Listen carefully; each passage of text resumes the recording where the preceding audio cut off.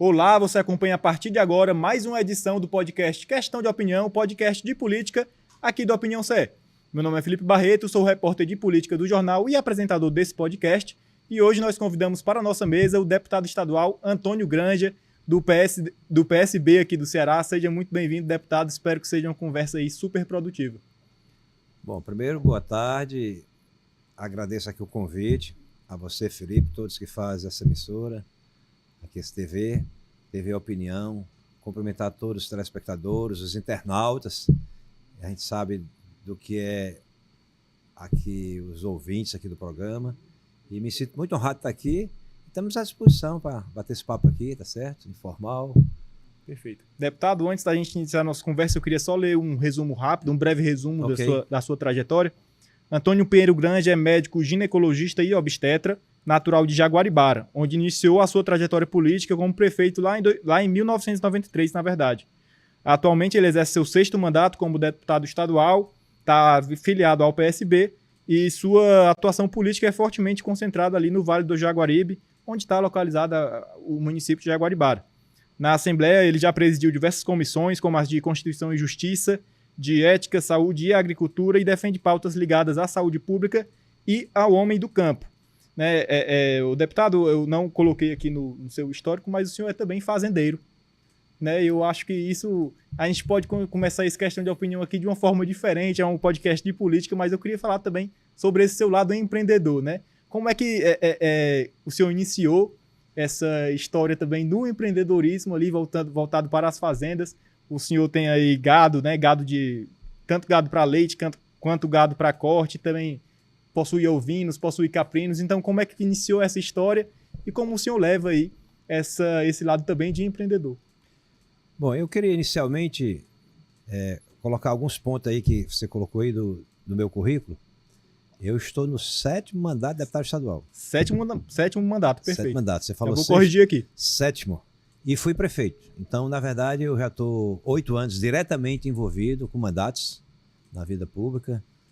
A minha base política principal é o Vale do Jaguaribe, mas eu não posso esquecer a minha Itapipoca, o Sertão do Canindé e o Centro-Sul, a região do Sertão Central. Ali pegando de Milhã até Mombaça, tá certo? Embora o deputado representa todo o estado do Ceará, né? Sim. As nossas principais... É comum que tenha uma base eleitoral, né? Lógico, são essas regiões que eu falei. As nossas bandeiras principais voltadas para a questão da saúde, tá certo? Saúde pública. Temos defendido muitas pautas nesse sentido. Fui presidente diversas vezes da Comissão de Seguridade Social e Saúde. 3 mandatos como deputado presidente da Comissão de Constituição, Justiça e Redação, a comissão mais importante da casa. Tudo começa por lá e termina por aquela comissão, tá certo?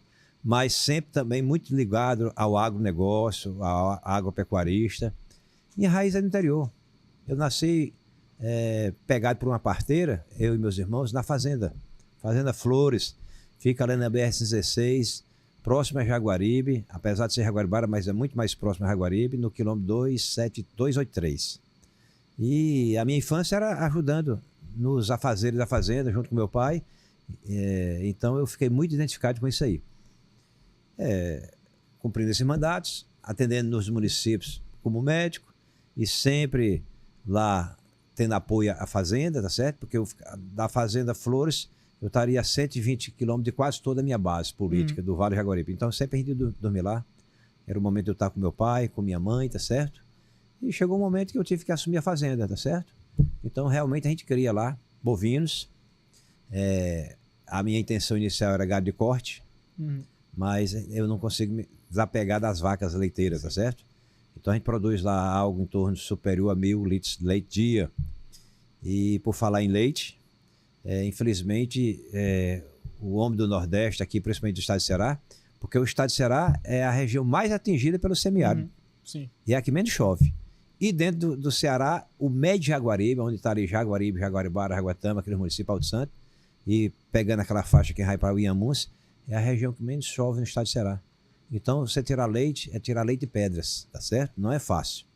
No momento, nós estamos com os insumos, custo muito alto, a soja, o milho, e por outro lado, o leite ainda caindo o preço, tá certo? Eu recebo a cada 10 dias e cada 10 dias, dezena, a gente vem com um valor abaixo do anterior. Então não é fácil, é muito difícil. Mas o sertanejo é duro, resistente, perseverante, e a gente vem aí sobrevivendo, tá certo? É tudo isso. O deputado, o senhor falou da produção de leite.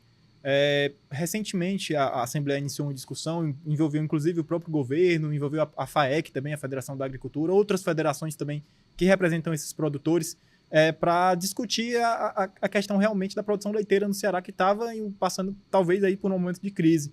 Né? A gente tinha um certo monopólio entre algumas empresas que aumentavam o preço de venda para esses produtores, né? Assim, era um aumento que ultrapassava ali, se não me engano, chegava a quase 50 centavos, 30 centavos, algo nesse nível. E uma das propostas era de ter uma precificação mais assim, ter uma precificação, assim, um prazo talvez para que essa diferenciação do preço do leite possa ser delimitada aqui, ser definida aqui no Ceará. Como é que essa proposta avançou, se é que ela avançou, e o senhor está acompanhando também todo esse processo? Na verdade, essa discussão é antiga. Desde o primeiro mandato, uma das minhas bandeiras era isso aí. Mas não é fácil, tá certo? Eu acho que o governo aqui no Brasil tem país dá subsídio ao produtor de leite, tá certo? É importante. No interior, lá no meu interior, esse médio de Jaguaribe, a cadeia produtiva do leite é quem mais emprega e mantém o homem no campo. Mas o campo, hoje, ele cada vez mais vai ficando desertificado. Essa população vai para a periferia das cidades, e isso é um problema sério, tá certo? Isso precisa de habitação, isso precisa de toda a infraestrutura, e não tem emprego, eles vão com a ilusão que possa conseguir emprego, não tem, e causa violência, causa prostituição. E se houvesse algum incentivo para o homem permanecer no campo, dando condições de produzir, com certeza a realidade seria outra, e produzindo alimentos a um custo menor, tá certo?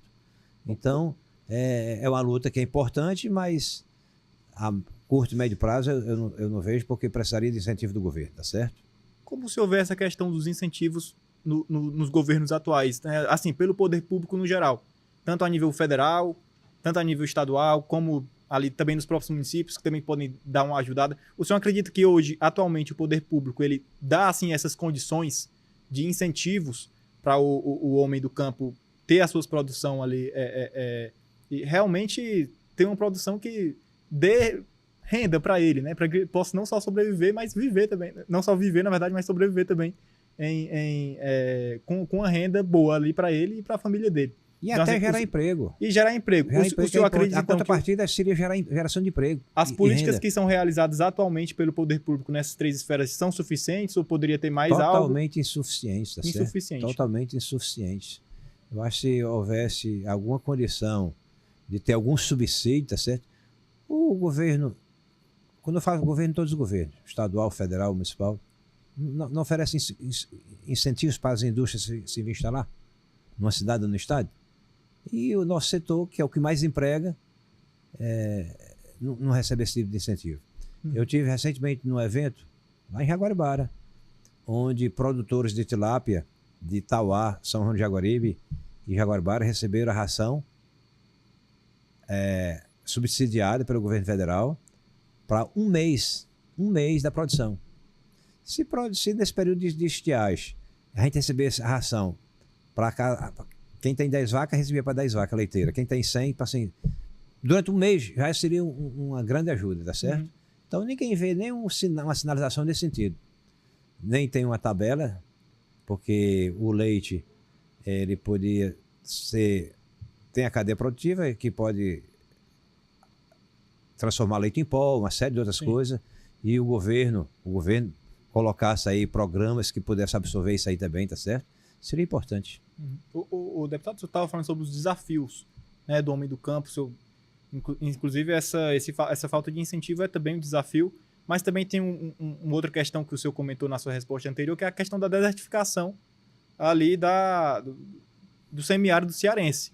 Aí a gente precisa também de propostas ambientais, né, que essas propostas ambientais estejam diretamente ligadas a essas outras propostas também de produtivas, de produção no campo. Então, como o senhor vê atualmente, aqui, para a gente falar especificamente do Ceará, que é onde o senhor atua como deputado estadual, o governo do Ceará, para essas áreas semiárido, ele tem realizado políticas ali que voltem também para a questão do meio ambiente, da desertificação, para fazer com que essa desertificação não avance, assim, o senhor tem visto políticas efetivas nesse sentido também? Nós temos a fiscalização da SEMASA e do IBAMA, tá certo? Sim. No sentido de evitar as queimadas. Estadual e federal também com o IBAMA, né? Com o IBAMA e ICMBio, tá certo?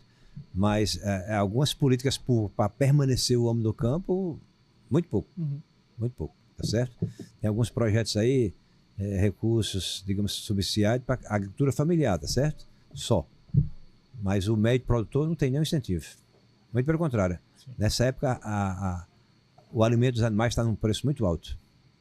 Entendi. O deputado, para a gente partir agora para o seu trabalho legislativo na Assembleia, eu queria saber como é que o senhor, primeiro, concilia, né, tanto tendo esse trabalho aí de empreendedor na fazenda com o trabalho legislativo, porque o deputado, assim, muito se fala de que os deputados, parte da sociedade fala que os deputados trabalham pouco, trabalham só de terça a quinta, mas a gente sabe que o deputado que trabalha, isso não é verdade, né? Porque tem as sessões, na terça, quarta e quinta, mas tem que participar também das comissões, tem que viajar para, enfim, falar com as suas lideranças nos municípios. Visitar as bases e participar de eventos, né? Exatamente, também no final de semana, né? Os eventos lógico, podem ocorrer, inclusive, no final de semana. Então, o deputado que trabalha mesmo, ele trabalha bastante.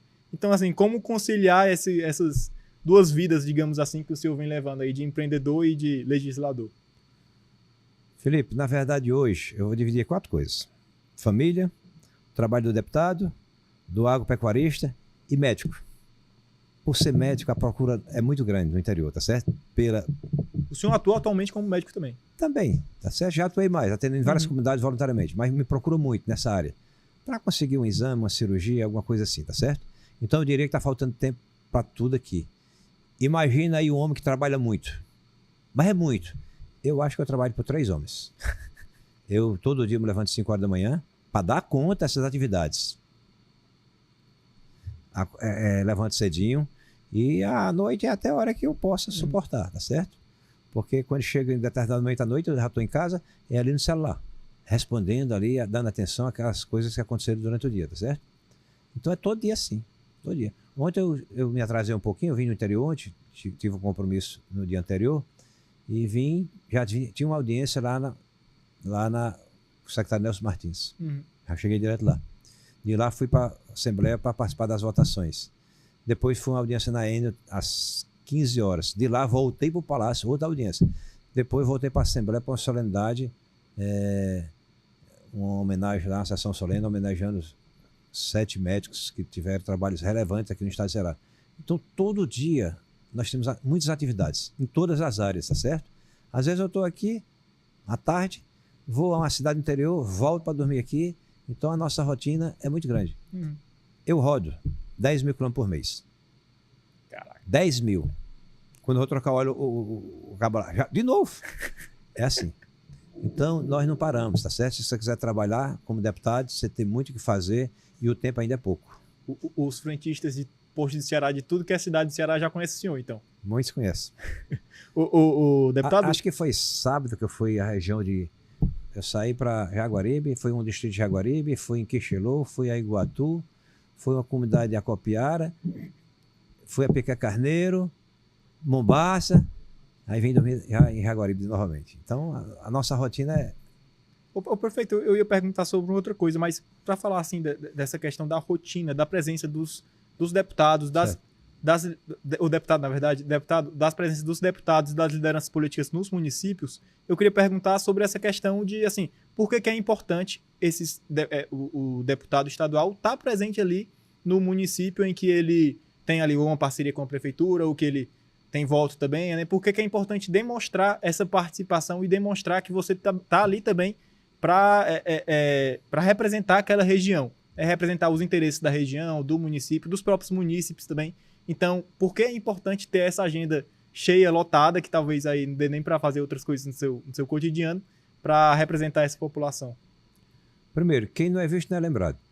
Então, a gente que tem atividades intensas e conseguindo demandas, recursos, tanto a nível federal, com os nossos parceiros, como a nível de governo do estado, a gente fica muito realizado quando a gente faz a entrega, inaugura aquele projeto, seja de projeto de abastecimento de água, de uma quadra de esporte ou qualquer projeto na área da educação, saúde, é muito importante, tá certo? Sim. Então a gente tem que estar muito presente para ficar no dia a dia, aquela interlocução do político com a comunidade, seja com o vereador ou o prefeito, ou a liderança, o presidente da associação, é muito importante. Eu diria que nas últimas 5 eleições eu tirei algo em torno de 50 mil votos. A maioria são meus amigos, me conhece, está comigo no dia a dia, todo mês praticamente, tá certo? Então essa aproximação é fundamental, tá certo? Para a gente não virar um deputado de Copa do Mundo. Só aparece na eleição. Muito pelo contrário. Só aparece de 4 em 4 anos. Eu estou muito presente em todas as minhas bases, tá certo? Isso é uma responsabilidade, uma missão e um compromisso meu. O deputado, senhor é muito atuante na questão da saúde, já foi presidente da comissão. E a saúde é um dos setores ali que chega ano, entra ano, passa ano, é sempre um dos mais requisitados pela população. Não tinha como ser diferente, né? E, enfim, acho que é um dos setores que sempre vai existir problemas também para ser resolvidos, né? Acho que a saúde, a segurança pública também, a educação também, mas o problema da educação às vezes não é tão assim, notório, tão visível quanto o próprio problema da saúde e da segurança pública. Então, para falar sobre a saúde, como o senhor tem visto aí, o senhor, com a experiência de 7 mandatos, o avanço do Estado do Ceará como poder público na oferta de serviços de saúde para a população? Assim, tanto na oferta como também na qualidade dos serviços. Como o senhor tem visto esse serviço? Eles têm realmente avançado, né? O que é que ainda poderia avançar? Então, nesse histórico do seu mandato, o senhor viu ali, quando o senhor chegou na Assembleia, por exemplo, pela primeira vez, era de uma forma, hoje em dia talvez seja melhor. Então, assim, como o senhor tem visto esse avanço? Bom, o problema da saúde pública do Brasil, eu digo público porque eu acho que algo em torno de 80% depende do SUS. É uma razão muito simples. É a questão do financiamento. O lençol é curto. As demandas são muitas e o recurso é insuficiente. O Brasil poderia priorizar mais recursos da saúde, como priorizou no passado a educação. Sim. Assegurou os recursos X para que fosse investido na educação e isso aí deu um avanço muito grande, tá certo? Nós estamos num nível bom de educação a nível de país, tá certo? E o Ceará é exemplo. Não é só na infraestrutura, é condições para os profissionais todos que estão envolvidos na saúde. Nas professores, gestão. Então a saúde, se você pegar países da América Latina, América do Sul, todos eles gastam 3, 4, 5 vezes mais que o Brasil, tá certo? E o PIB do Brasil é muito superior a todos esses países, tá certo? Sim. Então é questão política, decisão política. O investimento é pouco. Mas nós tivemos muitos avanços, principalmente na infraestrutura, tá certo? A partir do governador Cid, muitos, com a construção de hospitais regionais, policlínicas, centro de especialidade odontológica, que é o CEL, né? E os hospitais aqui, todos eles foram ampliados. Eu sou médico ginecologista obstetra do HGF, licenciado para cumprir mandato administrativo. Fiz residência lá. Da época que eu fiz a residência no HGF, 98 para hoje, é um outro mundo. Eu acho que o hospital hoje é 4 vezes maior. Sim. Se você for para a Faculdade de Medicina, também. Para César Carlos, também. O Valdemar Alcântara. Enfim, o Hospital de Messejana, Albert Seip, todos foram ampliados, tá certo? Fora os hospitais regionais que estão aí servindo. O Hospital Regional da Região Norte, do Cariri, lá do Vale de Jaguaribe, do Sertão Central e outros que estão sendo construídos. Mas ainda é insuficiente. Exato. Essa questão da regionalização é algo que eu ia perguntar, porque era uma demanda frequente, né? Porque, assim, a gente tem alguns hospitais muito grandes aqui em Fortaleza que atendem, inclusive, população do interior, né? Da região metropolitana e do interior. A atenção secundária e terciária toda vinha para a capital. Pronto. Eu vou dar um exemplo do Hospital Regional Vale de Jaguaribe, já que eu fui o primeiro deputado a pedir o CID na época para construir aquele hospital. Ele lá, colocando lá, feliz, orgulhoso por ter construído a região norte, e lá do Cariri, que estava começando o Sertão Central, lá em Xarambi. Aí eu fiz o pedido. Na época só tinha o deputado estadual do Vale, fiz o pedido, tá certo, e graças a Deus hoje é realidade. Mas vou dar um exemplo. Lá não está funcionando em 100% não. Ainda falta o setor ginecologia obstetrícia e neonatologia e pediatria, né? Mas 2 serviços, tudo é importante, mas vou citar aqui 2 serviços. Urgências. Nós temos neurocirurgião lá, nós temos cirurgião vascular e o trauma. Fraturas. Um paciente chega no TCE, esse pessoal tudo fica lá. Isso aí significa o quê? Salvar vidas. Esse paciente não tinha condição de chegar na capital. Vou dar outro exemplo lá do Hospital Regional, muito importante, que isso aí foi um compromisso do atual governador, nosso querido deputado Eumano de Freitas. O serviço de oncologia. Já imaginou um paciente que sai lá da cidade de Pereiro, ou do distrito Nova Floresta de Jaguaribe, percorrer 400 quilômetros, um paciente oncológico, que é debilitado, sofrido, para vir para cá, para os hospitais aqui, que faz a parte de oncologia, ser no CRIO, no Hospital do Câncer, a vinda é péssima. E a volta é horrível, depois daquele paciente passar o dia todo fazendo quimioterapia. Às vezes em transporte de péssimas condições. Hoje, existe a regionalização. É um compromisso do governador, já instalou no Vale do Jaguaribe, faz lá cirurgia oncológica, é o Hospital do Câncer que manda a sua equipe lá e faz quimioterapia lá. Então o paciente fica mais perto da família, mais próximo, tá certo? E é um compromisso dele instalar o serviço de oncologia em todos os hospitais de todas as regiões do estado. Isso aí, eu diria, é um gol de placa do governador Eumano. É uma questão muito importante, humana, antes foi muito importante. O Hospital Regional do Vale do Jaguaribe, vou falar um pouquinho aqui da região. Que está em Limoeiro do Norte, né? Fica ali entre Limoeiro, Russa e Moura Nova. E o Castanhão são as duas obras mais importantes do século para o Vale do Jaguaribe. Para o Ceará, o Castanhão entra também como uma das mais importantes para o estado de Ceará. Da história. O deputado, o senhor estava falando aí sobre o Vale do Jaguaribe, e às vezes eu escuto de nomes da política também, de agentes políticos, de que o Vale do Jaguaribe talvez seja subrepresentado na Assembleia, já que é uma região que talvez não tenha tantos deputados como outras regiões, como é ali o Litoral Norte, que acaba tendo mais representatividade, o próprio Cariri também. O senhor vê isso também? O senhor vê dessa forma que o Vale do Jaguaribe está subrepresentado no Legislativo? Os meus 2 primeiros mandatos, praticamente eu era o único deputado estadual da região, tá certo? Mas hoje nós já temos uma bancada importante. Nós temos o deputado Leonardo Pinheiro, Lúcio Silva também dá uma penetração boa lá. Nós temos a Keiva Dias, nós temos a Juliana Lucena, nós temos vários outros deputados da região, tá certo? Que tem uma atuação importante lá no Vale também. Então, eu diria que já preencheu essa lacuna, tá certo? Entendi. Mas existia agora, essa subrepresentatividade. Não tem um federal específico do Vale. Nós não temos ainda. Sim. E nós temos também aqui o Eduardo Bismarck, que também é do Vale, tá certo? O Aracati acaba também representando... Não, ele sobe. Ele sobe contra as águas do Rio Jaguaribe. É o federal do Vale. Não, e o estadual também. Tem o Guilherme. Né? O Guilherme estadual. E o Eduardo Bismarck. 2 deputados importantes, talentosos, que têm muito compromisso. Mas já que o senhor falou aí, a gente está começando a falar sobre essa questão mais política partidária, eleitoral. Para o próximo ano, quem poderia ser aí o federal que representa aí o Vale do Jaguaribe e representaria o mandato do senhor também lá na Câmara Federal? Eu vou falar que o deputado Antônio Granja está hoje no 7º mandato da deputado estadual. Cada eleição é um vestibular muito forte. Eu sou médico e na hora que eu fiz o concurso para medicina no estado de Ceará, nós só tínhamos a Universidade Federal do Ceará, que era a mais difícil do Brasil.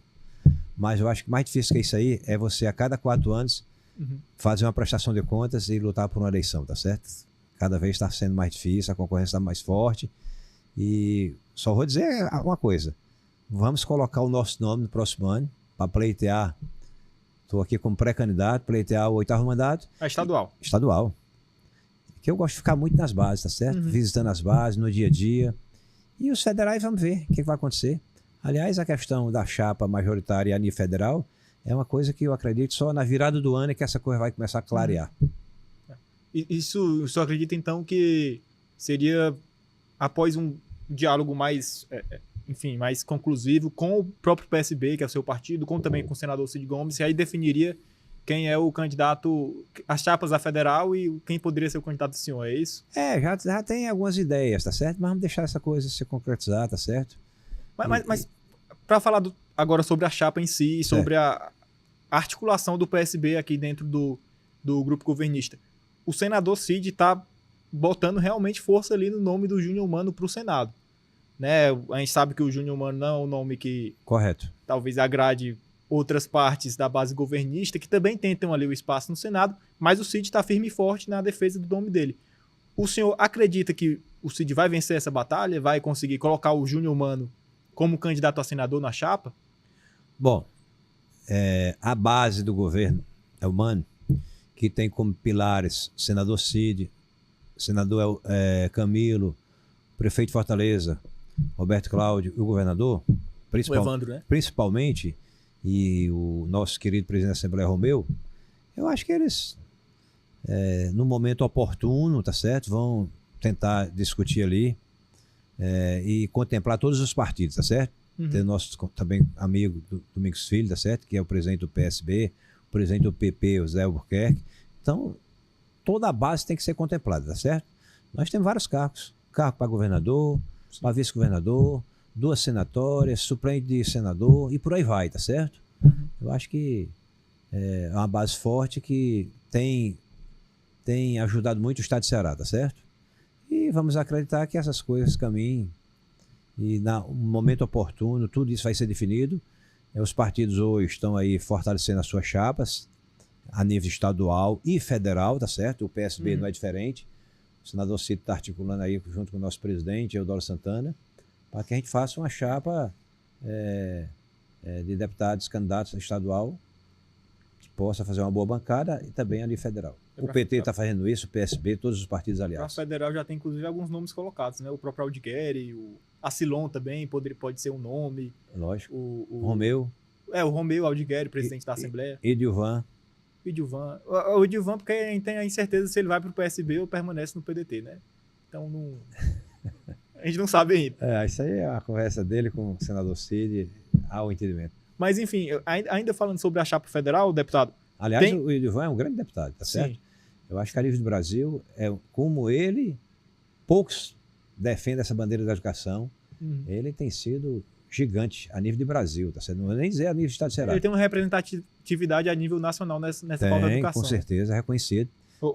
Nós temos aí o Mauro também, que se for na área de finanças e ali tem muito conhecimento, tá certo? Nós temos um quadro muito bom. Mas para prosseguir no que eu estava falando, deputado, o Cid tem defendido bastante, aí algo que diz mais assim, em respeito ao PSB, que a candidatura do Júnior Mano ao Senado poderia dividir os votos dele, que a gente sabe que o Júnior Mano é um dos deputados, deve ser um dos deputados mais votados, né, que deve ter mais votos na eleição do próximo ano, porque ele tem um número gigante de prefeituras ali na base dele. E o Cid diz que ele indo para o Senado, os votos deles poderiam ser divididos na chapa para federal. Né, que aí mais deputados federais poderiam ser eleitos, por exemplo, pelo PSB. E isso também deve ter impacto direto na chapa para estadual, que o senhor deve concorrer. O senhor vê com esses olhos também que a defesa para o nome do Júnior Mano para o Senado possa ser também em relação a esse ponto, já que com mais deputados do PSB também teria mais deputados, inclusive na base do governo? Essa é uma das teses defendidas pelo senador, tá certo? E o Júnior Mano está muito motivado, tá certo? No sentido de pleitear essa oportunidade de colocar o seu nome na chapa majoritária no cargo de senador, tá certo? Ele tem aí, talvez foi o deputado que mais articulou eleições municipais, são aí são as 50 prefeituras que é ligado ao deputado federal Júnior Mano. Então ele tá credenciado para disputar essa vaga, tá certo? Uma vaga dentro desse arco de aliança, uma vaga para senatória é do PSB, outra vaga é do PT, e os outros cargos será certamente dividido com os partidos aliados. O senhor acredita nessa tese, então, que o PSB já deve ter uma vaga? Eu acredito nessa tese, sim. Porque nós temos uma bancada importante de deputados federais e estaduais e temos nosso senador. O PT do mesmo jeito. Uma bancada importante de deputados federais, estaduais e um senador. E o governador. Nesse cenário, talvez as candidaturas seriam o Júnior Mano e Guimarães, né? Assim, são os que mais estão se movimentando ali para... É verdade. Eu diria que há uma tendência de uma vaga ser do PSB e outra do PT. Sim, entendi. Que o PSB, na hora oportuna, o senador Cid está articulando aí o Júnior Mano e o PT também terá o seu candidato e que venha já dentro de um consenso, tá certo? Para a gente lutar e ganhar as eleições. O deputado, para a gente voltar para um tema aqui mais que diz respeito à Assembleia Legislativa, foi apresentada recentemente uma proposta assim, é uma proposta antiga, não é nova, mas que foi levada novamente ao plenário pelo deputado Felipe Mota, de oposição, que é a questão das emendas impositivas. Né? A gente sabe que a Câmara Federal tem, alguns estados têm, só que o Ceará é um dos estados que não possui a questão das emendas impositivas dos deputados estaduais para o orçamento do estado. E isso, o Felipe Mota é da oposição, mas tem também deputados da base do governo que estão defendendo, porque a gente sabe que as emendas impositivas podem, enfim, Tem município que talvez aí vive de FPM, talvez não tenha muitos recursos, e as emendas impositivas poderiam ajudar aquele município que o deputado representa em alguns setores. O senhor defende também que as emendas impositivas sejam implementadas aqui no Ceará para os deputados estaduais, ou ainda não discutiu essa pauta muito a fundo? Como é que o senhor vem acompanhando esse processo? Na verdade, nós na Assembleia, nós tivemos assim, uma reunião expressiva com um volume importante de deputados para discutir isso aí, tá certo? Certo. Mas que é importante. Mesmo porque as emendas a nível estado de Ceará é um valor, eu diria até um valor pequeno, tá certo? Então... A ideia é começar... Tem até o documento que o deputado divulgou, que um documento nacional, a ideia seria começar com algo em torno de 2 milhões, 3 milhões por deputado, se não me engano. Eu não tive acesso a esse documento, eu não vi, tá certo? Mas o senhor acredita, então, que poderia ser algo que avançasse? Porque Acho que sim. A defesa do Felipe Mota, inclusive, era de que o próprio Elmano, quando era deputado, tinha, inclusive, defendido. Eu acho que sim. Essa ideia. Acho que é importante. E negocia com o valor, com o governo, o valor, tá certo? Acho que é importante. É uma maneira de democratizar também até o recurso das nossas emendas.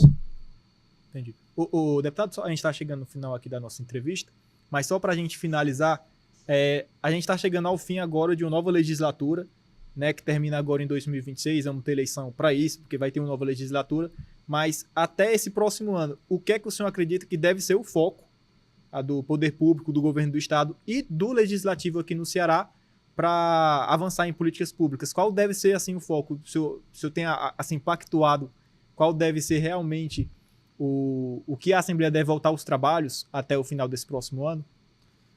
Bom, tem chegado toda semana mensagem do governo. Eu diria todas muito importantes, tá certo? Então a gente continuar esse trabalho de discutir as matérias, tá certo? E a gente da base temos a importância de ajudar o governo, porque a gente entende que esse governo, a gente acredita, tá certo? Como eu sou do sertão, eu digo que a melhor política para nós do sertão é um bom inverno. É um bom inverno, tá certo? Que nem depende do governo federal, nem do estadual, nem do municipal, tá certo? Então isso aí começa a melhorar tudo, tá certo? E às vezes, levam para aquela casa picuinhas da política local de alguns municípios. Sim. Isso é ruim para a imagem nossa, tá certo? E o atual presidente tem aberto mais ainda as portas à sociedade, tá certo? Eu quero até aqui parabenizar por tudo que o deputado Romeu tem feito, tá certo? Pela casa. Quando ele enaltece o nome da casa, está enaltecendo todos os deputados e deputadas, tá certo? Tem avançado muito e eu me sinto muito feliz hoje de ter o deputado Romeu como nosso presidente. Perfeito. Deputado, quero agradecer aqui a sua participação. A gente pôde falar aí não só de política, mas também do seu lado de empreendedor. Então foi um aprendizado. Falou também da saúde, trouxe muitas informações importantes sobre a saúde, como ela tem avançado. Então fica aqui meu agradecimento em nome do Grupo Opinião CE e já fica também aí estendido o convite aí para uma próxima oportunidade. Eu é que agradeço o convite, tá certo? A todos que faz aqui o Grupo Opinião, tá certo? É importante esse bate-papo aqui. Foi uma maneira da gente até prestar conta dos nossos mandatos. E como empreendedor nós estamos lá, com dificuldade, mas se Deus quiser, em breve vai chegar aí um bom inverno, né? Perfeito. Porque esse ano de 2024, todos os profetas, né? E eu acredito nos profetas, todos os institutos de meteorologia diziam que o inverno ia ser um inverno muito bom, acima da média.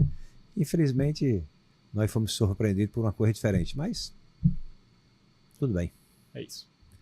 Agradeço você também que nos acompanhou até aqui em mais um episódio do podcast Questão de Opinião, mas também não deixe de acessar nosso portal opiniãoce.com.br e as nossas redes sociais.